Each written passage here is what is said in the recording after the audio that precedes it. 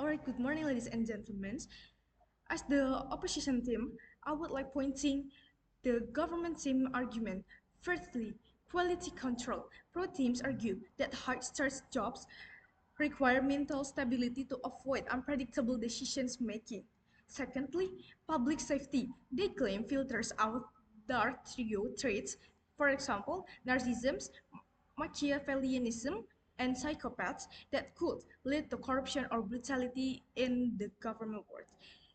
Thirdly, institutional trust. Government team arguing that a certificate saying leader restores faith in the government. So we noted some of rebuttal that we got from the argument of government team. First, subjectivity of psychology. It's unlike a blood test for physical illness, but personality tests are interpretative. A trait labeled aggressive by one psychologist might be confidence leadership to a voter. Secondly, the faking factory. High-level politicians are often expert at social engineering. They can easily manipulate answers to appear ideal, making the task an expensive but useless formality. Thirdly, anti-democratic barrier. It shifts power from the voter to psychologists, the people who should decide who represent them, not a medical board.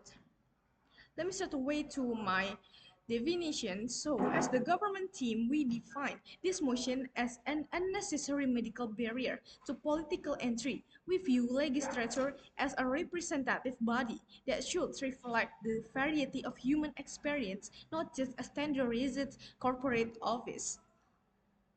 In this modern era, in this currently time, we often found the phenomenon that the medicalization of politics. We are observing a dangerous shift where the political fitness is no longer judged by ideology or character, but by clinical data. This medicalization suggests that a psychological ideal exists for leadership. However, in a democracy, the only legitimate task for a candidate should be the will of the medical board instead of clinical screening. We should let the media and public analyze a candidate past behavior, which is more accurate than this task. So we got some parties that influencing by these motions. First, the main stakeholders is the voters. Their right to choose unconventional leaders is stripped away. Second, marginalized candidates. People with neurotypical traits who are highly capable might be unfairly flagged as unfit by standardized indicators.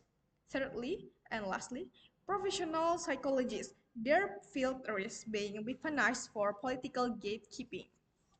As the opposition, the real the real crisis in politics is accountability, not personality. Spending resources on psychological gatekeeping is a distraction from the urgent need for campaign finance reforms and transparent governments to protect the exclusivity of democracy and to ensure that the will of the people remain the ultimate filters for who is fit to lead.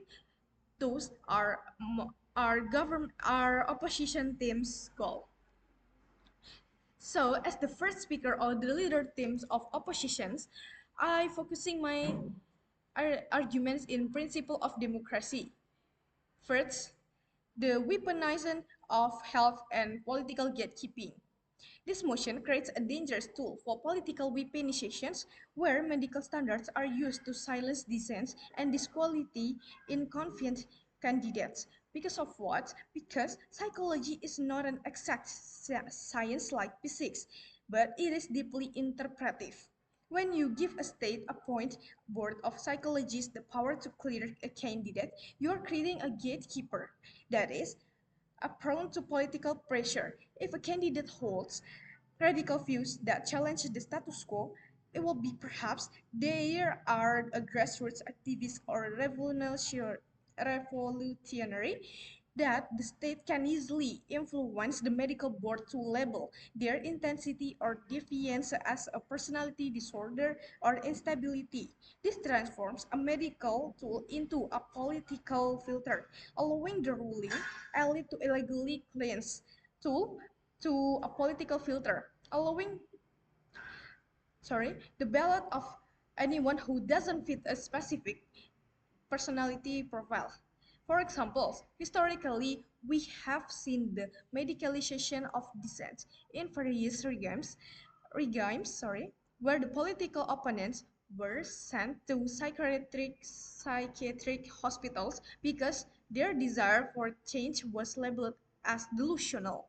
In a modern context, as a standardized test might flag the candidate with ADHD or high functioning neurodivergence as unfit due to erratic focus, even if the person is a brilliant advocate for their community.